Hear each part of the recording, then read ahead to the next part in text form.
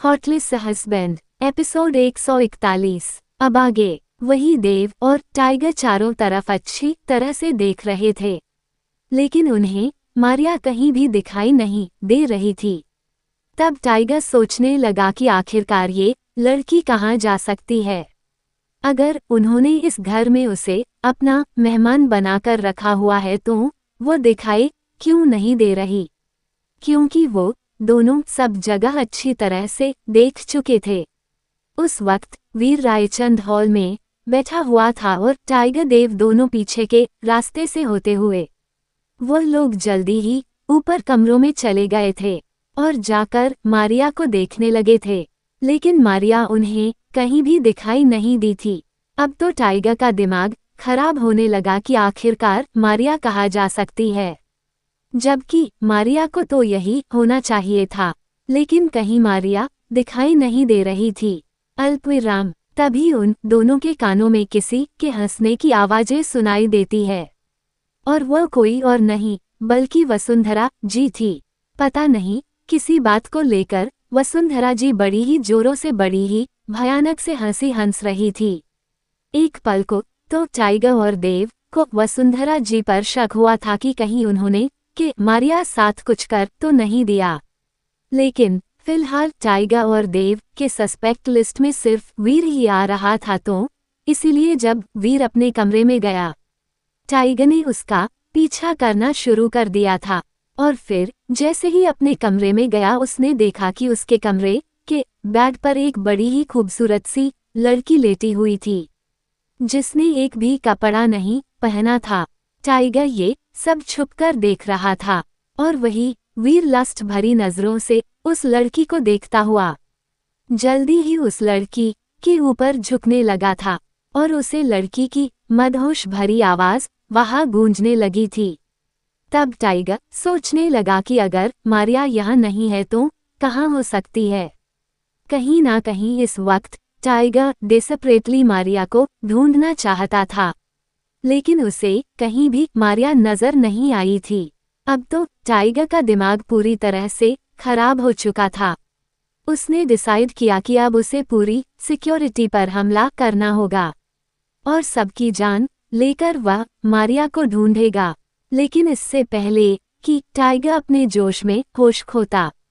ठीक उसी वक्त उन्होंने देखा कि एक नौकरानी थाली में खाना लिए कहीं जा रही थी। तब देव ने टाइगर को इशारा किया था और दोनों नौकरानी को फॉलो करने लगे थे। परिवार के नाम पर उस घर पर उस वक्त केवल वीर रायचंद, जो कि इस पर एक लड़की के साथ रंगलिया मना रहा था, साथ ही साथ वसुंधरा जी, जो कि आराम से बैठकर ड्रिंक कर जा रही थीं। केवल दो ही लोग थे। मिस्टर रायचंद उस वक्त बिजनेस के सिलसिले में बाहर गए हुए थे। चारों तरफ सिर्फ और सिर्फ सिक्योरिटी ही सिक्योरिटी थी। वो दोनों अब जल्दी ही नौकरानी पीछे पीछे जाने लगे थे और वह औरत एक हल्के से अंधेरे से मामूली से दिखने वाले कमरे के अंदर चली गई थी।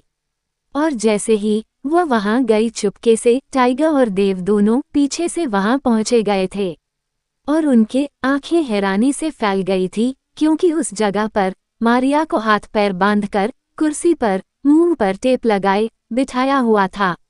अब जैसे ही टाइगर ने ये देखा, उसकी आंखें हैरानी से फैल चुकी थी। तभी टाइगर ने आगे बढ़कर उस नौकरानी की गर्दन पकड़कर उसे मरोड़ दिया और मारिया को देखने लगा। मारिया के शरीर पर कितने ही सारे जख्मों के निशान थे, क्योंकि मारिया एकदम सफेद रंग की थी, जिसकी वजह से उसके शरीर पर निशान कुछ ज्यादा ही दिखाई दे रहा था। जल्दी से देव और टाइगर दोनों ने ही मारिया को खोला। मारिया के चेहरे पर भले ही कितना ज्यादा जख्म हो, लेकिन उसकी आंखों में इतना अभी भी दर्द नहीं था। तब देव जल्दी से पूछता है, मामा मारिया जी, आपके साथ ये सब क्या हो गया और आप यहाँ कैसे? ये सब क्या हुआ आपके साथ? ऐसा बोलकर देव मारिया से उसके हाल चाल लेने लगा था, लेकिन मारिया ने देव की ओर देखकर बोलती है, it's none of your business. ऐसा बोलकर मारिया टाइगर और देव के साथ जल्दी ही वहां से बाहर निकल गई थी और वह लोग बिना किसी की नजरों में आए वहां से बाहर निकल चुके थे और सीधा फार्म हाउस की ओर रवाना हो चुके थे। वहीं दूसरी ओर अरमान आस्था की इस तरह की बातें सुनकर काफी ज्यादा इरिटेट हो चुका था और अरमान स्टडी रूम में था उस वक्त, क्योंकि उसे टाइगर का मैसेज मिल चुका था, तो इसलिए वह जल्दी ही वह भी फार्म हाउस के लिए निकल चुका था। जैसे ही अरमान निकला, ठीक उसी वक्त आहान, ध्रुव साथ ही साथ दादाजी वहां आए। सुमित रास्ते में उतर गया था क्योंकि उसे उन लोगों के खिलाफ कंप्लेंट करनी थी जिन लोगों ने आहान पर हमला किया था। इसीलिए उसने अपने आदमियों और साथ ही साथ पुलिस को इन्फॉर्म करने का डिसीजन लिया था, क्योंकि दादाजी का सख्त इंस्ट्रक्शन था। अब जैसे ही आहान वहां एंट्री हुई, उसने मेंशन में आते ही और उसे हल्ला काटना शुरू कर दिया था। मैं तो मर गया, मैं लुट गया, मैं बर्बाद हो गया है। मेरी कमर, हाय मेरा हाथ, हाय मेरा हैंडसम सा चेहरा, ये देखो उन लोगों ने मार मार कर मेरा क्या हाल बना दिया। दादाजी, दादाजी बहुत दर्द हो रहा है। दादाजी आहान बहुत ही ज्यादा रोने की एक्टिंग कर रहा था और ध्रुव उसकी इस एक्टिंग से काफी ज्यादा इरिटेट हो रहा था। वही आस्था, जो कि अरमान के जाने के बाद कमरे से निकलकर नानी माँ के पास जाना चाहती थी, जैसे ही उसके कानों में आहान की आवाज सुनाई दी, वो दौड़कर नीचे हॉल में आई थी। नानी माँ सभी उस वक्त हॉल में इकट्ठा हो गए थे और तब आहान की ऐसी हालत देखकर आस्था फिक्रमंद होकर बोली, क्या हुआ आहान जी, ये क्या हुआ आपको, ये कैसे चोट लग गई? तभी आहान ने वही कहानी कि उसे 8 से 10 लोगों ने मिलकर मारा है, वह कहानी आस्था को सुना दिए थी। अब नानी माँ शुरू हो गई थी, आप देखिएगा आहान बेटा जी और वह लोग चैन और सुकून से नहीं बैठेंगे, उन्हें लंबे लंबे कीड़े पड़ेंगे जिन्होंने भी आप पर हाथ उठाया, उनके हाथ टूट जाएंगे, वो पूरी तरह से बर्बाद हो जाएंगे।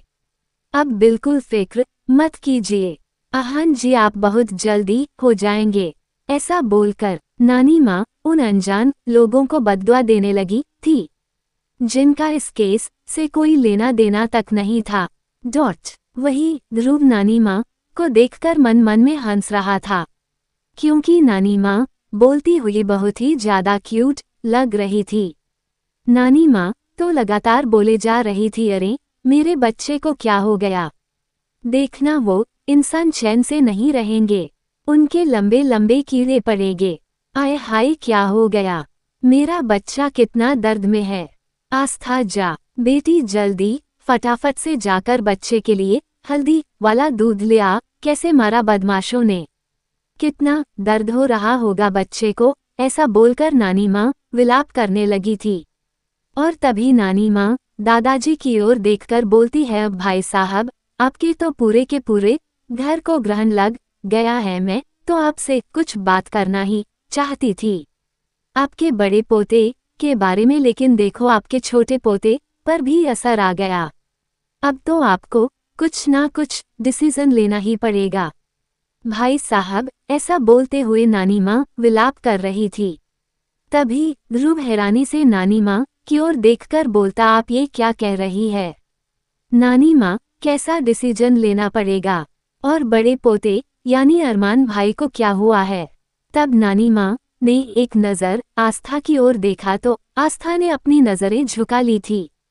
तब नानी माँ दादाजी को ले जाकर वहां बैठ गई थी और एक तरफ आहान और ध्रुव बैठ गए थे।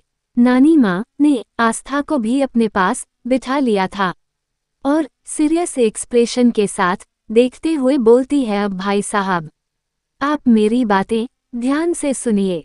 देखिए भाई साहब, जब मैं आपके घर में पहली बार आई थी, शक तो मुझे जब भी हो गया था, लेकिन फिर मुझे लगा कि हो सकता है मुझे गलतफहमी हुई हो, लेकिन भाई साहब अब तो शक की कोई गुंजाइश ही नहीं है।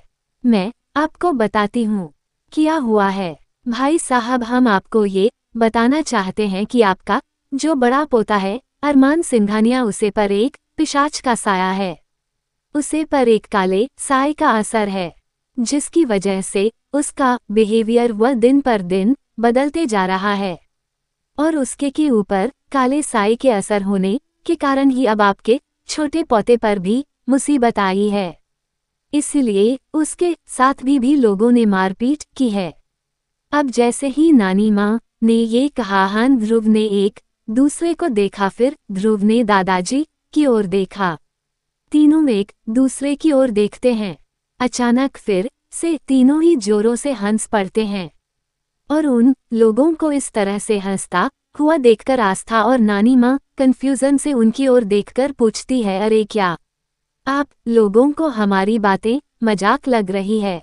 हम जो कुछ कह रहे हैं बिल्कुल ठीक कह रहे हैं। तब ध्रुव हंसी कंट्रोल करते हुए बोलता, रे नानी माँ आप कितनी स्वीट हो, सच में आप कैसी बातें कर रही हो, ऐसा कुछ नहीं होता है। नानी माँ डोंट वरी, आप ये सारी बातें अपने दिमाग से निकाल दीजिए, ऐसा कुछ नहीं होता है, ठीक है। अब जैसे ही ध्रुव ने ये कहा, हान भी समझाते हुए बोलता है, हाँ हाँ मेरी क्यूट नानी माँ, ऐसा कुछ नहीं होता है। अब क्यों ये भूत प्रेत पिशाच की बातें कर रही है? और रही बात अरमान भाई की, उनका बिहेवियर ही ऐसा है। तभी नानी माँ एकदम सीरियस टोन में बोलती है, तो तुम लोगों को हमारी बातें मजाक लग रही है ना? क्या तुम लोगों ने देखा नहीं कि उसकी आंखों का रंग के किस तरह ज्यादा डार्क और लाल हो जाता है? और क्या तुम लोगों ने यह नहीं देखा कि वह समय समय पर कितना ज्यादा अजीब सा बर्ताव करता है? अल्पविराम। अब नानी माँ की सीरियस और टोन सुनकर उन लोगों का ध्यान व्यवहार अरमान के बिहेवियर पर गया था। अरमान तो वाकई अब अपना अंदाज बदल रहा था और जिस तरह से ध्रुव के आस्था के हाथ मिलाने पर उसने अपने हाथ का इंजर्ड कर लिया था, तो ये बिहेवियर भी ध्रुव को अजीब लगा था। और फिर वह बेख्याली से बोलता है, नानी माँ अरमान भाई का बिहेवियर तो बदल रहा है, लेकिन यह भूत प्रेत आज के जमाने में ये भला कौन मानता है? तभी नानी माँ बोलती है, अरे बेटा हम जो कह रहे हैं हम सच कह रहे हैं, पक्का उससे पर हमारे जो गांव का पीपल का पेड़ है उसी का पिशाच उस पर हावी हुआ है।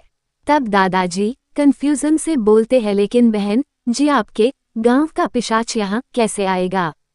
तब नानी माँ कॉन्फिडेंस से बताती हैं, अरे भाई साहब जब आस्था आपके घर पर आई तो वैसे भी आस्था की शादी तो होनी ही नहीं थी, लेकिन फिर भी जबरदस्ती उसकी शादी यहाँ इस घर में हो गई है, तो जरूर वह पिशाच यहाँ आ गया होगा और उसने मौका देखकर दामाद जी को अपने कब्जे में कर लिया होगा। अगर आप लोगों को हमारी बातों पर यकीन नहीं आ रहा ना, तो आप लोग देखिएगा जब आपका पोता आ जाएगा तो उसका बिहेवियर वह देखिएगा, उसकी आंखों का रंग देखिएगा, और मुझे यकीन है आज उससे कुछ ना कुछ चोट भी लगेगी, आप ये भी देखिएगा। अब जैसे ही नानी माँ ने इतना ज्यादा कॉन्फिडेंस से यह बोला कि आज अरमान को कुछ ना कुछ चोट लगेगी, तो वह लोग हैरानी से एक दूसरे की शक्ल देखने लगे थे। दादाजी इतराज जताते हुए बोलते हैं, लेकिन बहन जी ऐसा कैसे हो सकता है? भला अरमान तो बिल्कुल ठीक ठाक है और अपने कमरे में है, तो भला उसे चोट कैसे लग सकती है? ये बेकार की बात है। बहन जी प्लीज आप अपने दिमाग से निकाल दीजिए। तभी नानी माँ एकदम से क्रोधित होकर बोलती है, बस कीजिए भाई साहब, एक तो हम आपके परिवार पर आई विपत्ति के बारे में आपको बता रहे हैं और आपको हम ही बेवकूफ नजर आ रहे हैं। हमने बोला ना आपसे कि आपके घर पर विपत्ति आई है? आपने देखा नहीं आपके छोटे बेटे को किस तरह से 8 से 10 लोगों ने मिलकर मारा है? देखो बच्चे का क्या हाल कर दिया। आप हमारी बातें मानिए भाई साहब, जब तक आपके पोते के ऊपर जो पिशाच है उसका समाधान नहीं होगा, उसे पिशाच का उतारा नहीं होगा, उसे नहीं भगाया जाएगा, तब तक आपका घर बंदिश में रहेगा। अब नानी माँ की इस तरह की उठपटांग बातें सुनकर वह लोग हैरान भी हो रहे थे और उन्हें अजीब सा भी लग रहा था, लेकिन तभी अरमान दरवाजे से आता हुआ दिखाई दिया था। अरमान जिसके हाथ पर एक बड़ी सी पट बंधी हुई थी। अब जैसे ही ध्रुव, आहान और दादाजी ने अरमान को देखा तो वह सब अपनी जगह से खड़े हो गए थे और कहीं ना कहीं उनके दिमाग में भी अभी अभी यह बातें फिट हो गई थी कि नानी माँ जो कह रही है सच कह रही है। अरमान को तो वाकई हाथ में चोट लगी थी। वही अरमान एक नज़र उन सबको देखता हुआ सीधा अपने कमरे में जाने लगा था।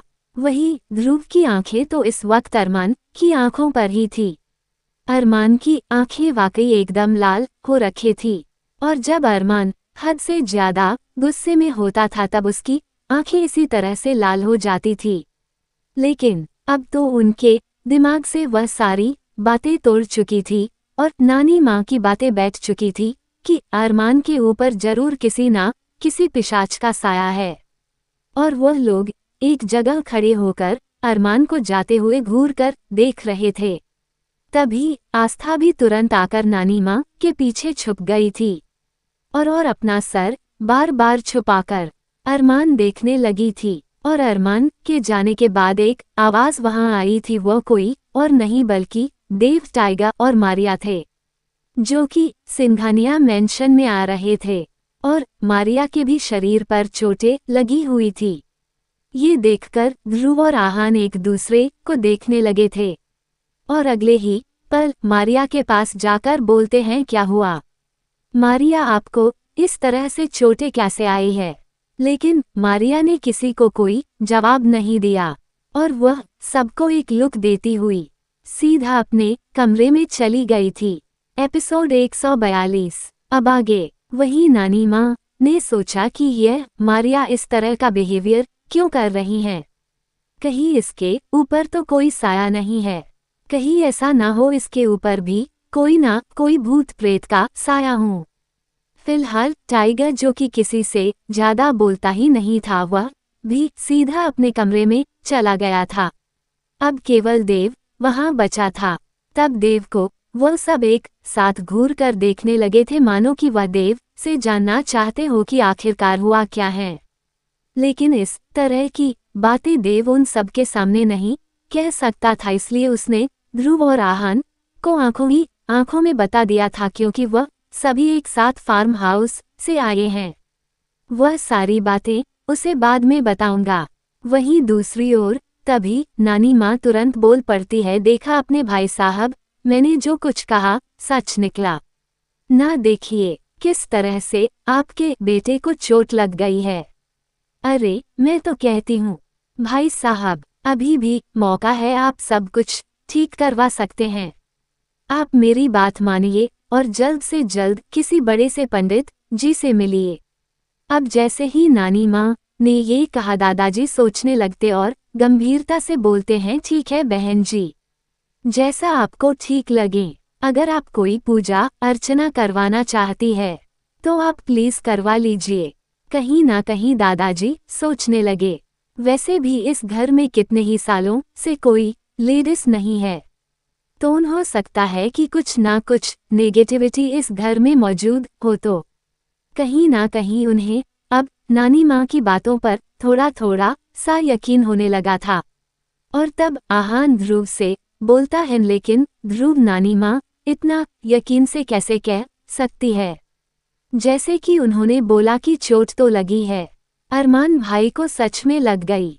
एक पल को तो वह दोनों भी एक दूसरे की शक्ल देखते हुए एक साथ बोलते हैं, कहीं नानी माँ की बातें सच तो नहीं है। अब आहान को जैसे ही इस बात का एहसास हुआ, उसने ना आओ देखा ना ताव, वह तुरंत ध्रुव के ऊपर चढ़ गया था और अपने दोनों टांगों को उसकी कमर पर लपेटकर बोलता है, ध्रुव मुझे बचा ले यार, मुझे बचा ले। आज मुझे पता चला कि भाई के असली गुस्से का कारण क्या है। इसके पीछे एक काली आत्मा है, एक भूत है, एक प्रेत है, एक साया है। आज जाकर मुझे पता चला है। ध्रुव मुझे बचा ले, मुझे बचा ले। ऐसा बोलकर आहान बड़ी बुरी तरह से रोने की एक्टिंग करने लगा था। वही ध्रुव आहान की हरकतें देखकर पूरी तरह से इरिटेट हो गया और डांटता है, ये किस तरह से बच्चों जैसा बिहेवियर कर रहे हो तुम इस तरह बातों पर यकीन कैसे कर सकते हो। तभी आहान बोलता है, यकीन ना करने वाली बात ही क्या है, तुमने देखा नहीं नानी माँ ने बोला कि भाई को चोट लगेगी, तो देख भाई के हाथ में बड़ी सी पट्टी है, तो इसका मतलब भाई को चोट लगी है। अब तभी ध्रुव बोलता है, अबे बेवकूफ, इसके बारे में तो हमें देव बताएगा ना कि आखिरकार ऐसा क्यों हुआ है कि भाई को चोट लगी है। आजा चल, फटाफट उसके कमरे में उसे जाकर पूछते हैं। ऐसे बोलकर वो एक दूसरे की शक्ल देखकर नानी माँ, आस्था और दादी जी की शक्ल देखते हुए वहां से खिसकने लगे थे। कब दादाजी आस्था की ओर देखकर बोलते हैं, बेटा देखो ना अरमान को कितनी ज्यादा चोट लगी है, तो अगर आपको ठीक लगे तो प्लीज उसके पास चली जाओ। इस वक्त वो बेहद गुस्से में भी लग रहा है। जैसे ही दादाजी ने ये रिक्वेस्ट किया, आस्था की तो आंखें बाहर निकलने को तैयार थी और वह घबराते हुए बोलती है, लेकिन दादाजी हम वहां उनके पास कैसे जा सकते हैं, आपने देखा नहीं उनकी आंखें कितनी ज्यादा लाल हो रखी है, और नानी माँ ने जो बताया क्या आपको भूल गए। ऐसे बोलकर आस्था के दांत आपस में बजने लगे थे और तब नानी माँ तुरंत उसे समझाते हुए बोलती है, आस्था मैंने तुझे समझाया था ना बेटा, तुझे इस तरह का बर्ताव बिल्कुल भी नहीं करना है, वरना वह काला साया तुझ पर भी हावी हो सकता है, समझी। तुझे बिल्कुल भी डरना नहीं है और तू फिक्र मत कर, तेरी नानी है ना, वो सब देख लेगी और सब कुछ ठीक कर देगी। ठीक है, अभी फिलहाल के लिए जो भाई साहब कह रहे हैं तू कर, जाकर देख दामाद जी को चोट कहाँ लगी है कहाँ नहीं लगी है। अब जैसे ही नानी माँ ने ये सब कहा, आस्था बेचारगी से उन दोनों की तरफ देखते हुए जल्दी से सीढ़ियों पर से अरमान के पास जाने लगती है। वही ध्रुव आहनदेव के सामने जमा थे, आईब्रो उचकाकर उसे ऑब्जर्व कर रहे थे और देव उनकी ओर देखकर आंखें चुरा रहा था। लेकिन जब ध्रुव ने वहां खड़े होकर उसे सीधे सीधे बोलता है, देखा हमें सच सच बता कि क्या हुआ है, अगर तूने हमें इतना सब झूठ बोला तो हम दोनों तेरा कचूमर निकाल देंगे। ध्रुव की बात सुनकर देव जल्दी से बोलता है, अरे नहीं नहीं नहीं ध्रुव, ऐसा कुछ मत करना यार, मैं बताता हूँ ना क्या हुआ है। वो एक्चुअली हुआ ये था कि बॉस ने मारिया मैडम को वीर रायचंद के पीछे लगाया था और मारिया मैडम सीधा उन्हें जान से मारने के लिए वीर के घर में घुस गई थी। उसके बाद बॉस के कहने पर टाइगर भाई और हम दोनों ही मारिया मैडम को बॉस का मैसेज देने गए थे, क्योंकि बॉस नहीं चाहते थे कि अभी वीर रायचंद की जान ली जाए, क्योंकि अभी उसकी जान जाने का समय नहीं आया था। तो जब हम उसके घर में गए तो हमने देखा कि मारिया मैडम को ही किसी ने वहां पर बंद करके रखा हुआ था। हमने उन्हें रायचंद विला से रेस्क्यू किया और सीधा उन्हें फार्म हाउस पर ले आए। यह इन्फॉर्मेशन हमने अरमान भाई को दे दी थी और जब अरमान भाई वहां आए उन्होंने केवल एक नज़र मारिया की ओर देखा था और मारिया, जबकि टाइगर भाई और मैंने हम दोनों ही उनसे पूछ कर थक गए कि आखिरकार वह पकड़ी कैसे गई, किस तरह से वीर ने उन्हें बांधकर कमरे में रखा हुआ था और उन्हें काफ़ी चोटें भी आई थी, उन्हें फिजिकल टॉर्चर भी किया गया था। तब अरमान भाई ने केवल एक नज़र उठाकर मारिया की ओर देखा था। तब मारिया ने बताना शुरू किया कि जिस वक्त वसुंधरा जी मारिया को अपने साथ अपने विला में ले गई थी, ठीक उसी वक्त उन्होंने मारिया के सर पर एक डंडा मार दिया था और उसके बाद जब मारिया की आंखें खुली तो वो एक कुर्सी से बंधी हुई थी। इतना ही नहीं, उन्होंने 2 दिनों के अंदर उनको काफ़ी ज़्यादा टॉर्चर किया, अपनी फीमेल सर्वेंट के द्वारा उसकी काफ़ी ज़्यादा पिटाई लगवाए और बार बार उनसे पूछा कि वह यहाँ किसके कहने पर आई हैं, किसके नहीं। लेकिन मारिया ने किसी तरह का कोई जवाब नहीं दिया, इसीलिए उन्होंने उसे बंद कर रखा हुआ था और अगर हम उस रात उन्हें नहीं छुड़ाते तो उसे रात उनकी जान भी जाने वाली थी। उसी रात उन्होंने उसे मारने का भी प्लान बनाया था। वसुंधरा एक शातिर किस्म की औरत थी। मारिया को देखते ही वो समझ चुकी थी कि यह लड़की बेहोशी का नाटक कर रही है, लेकिन फिर भी उसके नाटक में साथ देते हुए उसे अगवा करने के इरादे से वो उसे अपने विला में ले गई थी और वहां जाकर उसने उसे अच्छा खासा उस पर अत्याचार किया था। अब क्योंकि मारिया के हाथ बंधे थे तो इसीलिए वह वसुंधरा जी का टॉर्चर वो बर्दाश्त करती रही, क्योंकि वसुंधरा जी ने उसे एक ऐसा इंजेक्शन दिया था जिसकी वजह से उसकी शक्तियां काफी ज्यादा कमजोर हो गई थी और साथ ही साथ वह उसे बंद कर रखा था। तब अरमान भाई ने जैसे ही यह सुना, जाने उन्हें क्या हुआ, अचानक से उन्होंने अपना हाथ कांच वाली विंडो पर जोरों से दे मारा था, जिसकी वजह से कांच के काफी सारे टुकड़े उनके हाथ में घुस गए थे। वह तो लकीली फार्म हाउस के डॉक्टर की टीम ने उनका उस वक्त ट्रीटमेंट किया था, लेकिन उन्हें जख्म कुछ ज्यादा ही लगे थे तो इसीलिए उनके हाथों पट्टी लगानी पड़ी थी। तब अरमान भाई ने एक लुक मारिया और टाइगा को दिया और दोनों यहाँ वापस आ गए। तब ध्रुव आहान ने जैसे ही ये सुना दोनों की आंखें हैरानी से फैल गई थी। उन्हें तो यकीन ही नहीं हो रहा था कि मारिया के साथ इतनी बड़ी हरकत हो जाएगी। वेल तो वह दोनों देव को आराम करने का कहकर अपने अपने कमरे में आ गए थे। तब अचानक ध्रुव ने आहान का हाथ पकड़कर घूर देखते हुए पूछता है, चलो देव भाई ने तो सच बता दिया, लेकिन अब सच बताने की बारी तुम्हारी है। तो बता, तुम्हें ये सारी चोटें कैसे आई? क्या तुम्हें वाकई 10-12 लोगों ने मिलकर मारा है? अब अचानक से ध्रुव ने जैसे ही आहान से ये सवाल किया, तब आहान तो अपनी नजरें चुराने लगता है और झूठी नाराजगी से बोलता है, ये क्या इतने सीरियस मौके पर तू यार इस तरह की बातें कर रहा है? अभी हमें फिलहाल अरमान भाई के सर पर जो भूत सवार है उसके बारे में सोचना चाहिए। नानी माँ बिल्कुल ठीक कह रही है, हमें भाई को जरूर किसी न किसी पंडित जी को दिखाना चाहिए। उन्हें बस इतनी छोटी सी बातों पर इतना सारा गुस्सा करने की क्या जरूरत है? तब ध्रुव टोकते हुए बोलता है, यह मेरे सवालों का जवाब नहीं हुआ आहान, मैं जानता हूं कि तुम मुझसे कुछ छुपा रहा है और तुम मुझे सच नहीं बताना चाहता, लेकिन शायद तू भूल रहा है मेरा नाम ध्रुव है और मैं सच जान कर ही रहूंगा। देख, अगर तूने मुझे सच नहीं बताया तो मैं तुझसे सच जानने वाला इंजेक्शन लगा दूंगा, उसके बाद तो तुझे मुझे सच बताना ही पड़ेगा। तू जानता नहीं कि मैं ग्रेट सर्जन ध्रुव हूँ। अब जैसे ही ध्रुव ने ये धमकी देते हुए कहा, वो डर गया था। उसे सुई से सबसे ज्यादा डर लगा करता था। वह घबराकर बोलता है, अरे नहीं भाई, ऐसा मत करना, मैं बताता हूँ ना क्या हुआ। एक्चुअली वो एक लड़की ने मेरी पिटाई की थी, लेकिन तू वादा कर तू ये बात किसी को नहीं बताएगा। अब आहान ने जैसे ही एक एक करके रौनक ने किस तरह से उसकी धमाकेदार धुलाई की थी वो बातें ध्रुव को बताना शुरू कर दिया।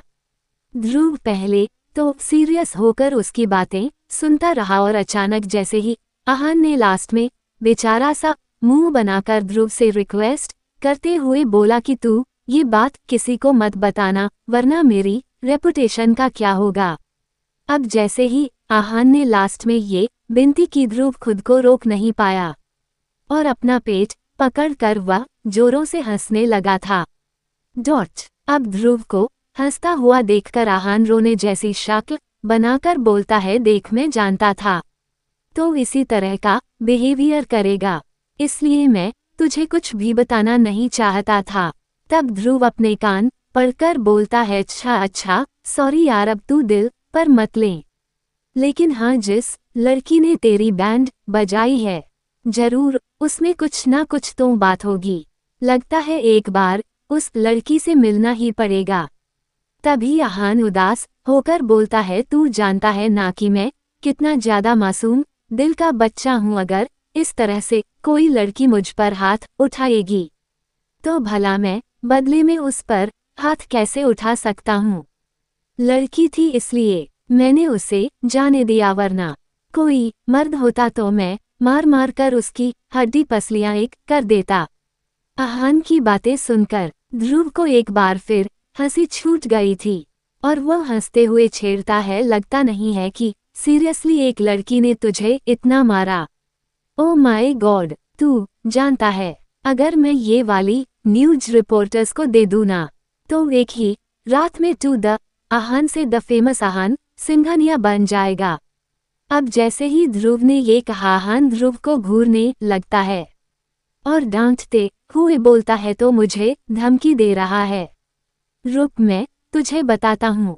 अभी ऐसा बोलकर ध्रुव पास में रखा हुआ एक वाज ध्रुव के पीछे लेकर मारने को दौड़ने लगा था और दोनों ही दौड़ते भागते पूरे घर में उछल कूद कर रहे थे और फिर एक साथ एक बैग पर बैठकर दोनों हंसने लगे थे। तब आहान बोलता है अंडस को तू देखना, दूसरी बार मुझे वह लड़की मिलेगी ना, देख मैं उसका क्या हाल करूँगा। आहान पर हाथ उठाया है उसने, इतनी आसानी से उसे थोड़ी ना जाने दूंगा मैं। ऐसा कहते हुए अंडस को आहान उसे लड़की के खिलाफ प्लान बनाने लगा था। तब ध्रुव बोलता है अंडस को अच्छा लेकिन नाम क्या है उस लड़की का। तब आहान बोलता है अंडस को उस लड़की का नाम है रौनक शर्मा। बड़ी अजीब सी लड़की थी, खुद ही अपनी तारीफ कर रही थी और खुद ही अपना नाम बता रही थी। तब ध्रुव बोलता है अंडस को बच्चा कुछ भी कहो, अंडस को बंदी में दम तो बहुत है। तब आहान बोलता है अंडस को तू एक बार फिर उसकी बातें लेकर बैठ गया। तब ध्रुव बोलता है अंडस को अच्छा रौनक शर्मा को हम ढूंढना शुरू कर देंगे और तेरा उससे बदला ले लेंगे। अभी फिलहाल हमें अरमान भाई पर ध्यान देना चाहिए। अरमान का नाम लेते ही दोनों सीरियस हो गए थे। वहीं दूसरी ओर आस्था जल्दी से अपने कमरे में चली गई थी। उसने देखा कि आज अरमान सिंघानिया बिल्कुल शांत बेड के सिरे पर टेक लगाकर बैठा हुआ था। कुछ तो ऐसा था जिसकी वजह से उसे काफी ज्यादा दर्द महसूस हो रहा था। आस्था सोचने लगी इतने ज्यादा तो बॉडी बिल्डर है, खुद को इतना ज्यादा हट कर लेते हैं। कभी लिफ्ट में खुद का सर फोड़ लेते हैं, अब तो हाथ पर लगी है। इन्हें कितना दर्द हो रहा होगा तो फिर यह इस तरह से क्यों बैठे हैं। कहीं ना कहीं आस्था ने आज पहली बार अरमान के लिए कुछ पॉजिटिव सोचा था, वरना आस्था का दिल अरमान की तरफ से एकदम सपाट था। पहले दिन ही अरमान ने उसके दिल में अपने लिए सिर्फ और सिर्फ नफरत भरी थी और आस्था एक मासूम और बेहद साफ दिल की लड़की थी जो किसी का जरा से जख्म जरा सी तकलीफ देखकर खुद भी उसे महसूस करती थी। लेकिन आज अरमान को इस तरह से देखकर वाकई आस्था को बुरा लग रहा था, इसलिए वह धीरे से उसके पास गए। उसके हाथ में उस वक्त गर्मा गर्म कॉफी थी जो अरमान के लिए लेकर आए थी। तब अरमान की ओर देखकर आस्था घबराकर बोलती है मिस्टर सिंघानिया प्लीज आप कॉफी पी लीजिए। अब जैसे ही आस्था ने ये बोला, अरमान जो कि अपनी बाजू अपने आंख पर रख कर लेटा हुआ था, उसने अपनी बाजू हटाई और आस्था की ओर देखने लगता है। आस्था ने देखा कि आज अरमान की आंखें ऐसा लग रही थी मानो कि अरमान अंदर ही अंदर एक सैलाब समेटकर बैठा हुआ हो। बहुत ही ज्यादा सुर्ख उसकी आंखें थी। ऐसी आंखें बेसिकली तब लोगों की हुआ करती थी जब कोई है तो ज्यादा नशा किया करता था या फिर कितने दिनों से सोया नहीं था। लेकिन अरमान की आंखें आज आस्था को बेहद डरा रही थी। आगे की स्टोरी अगले एपिसोड में।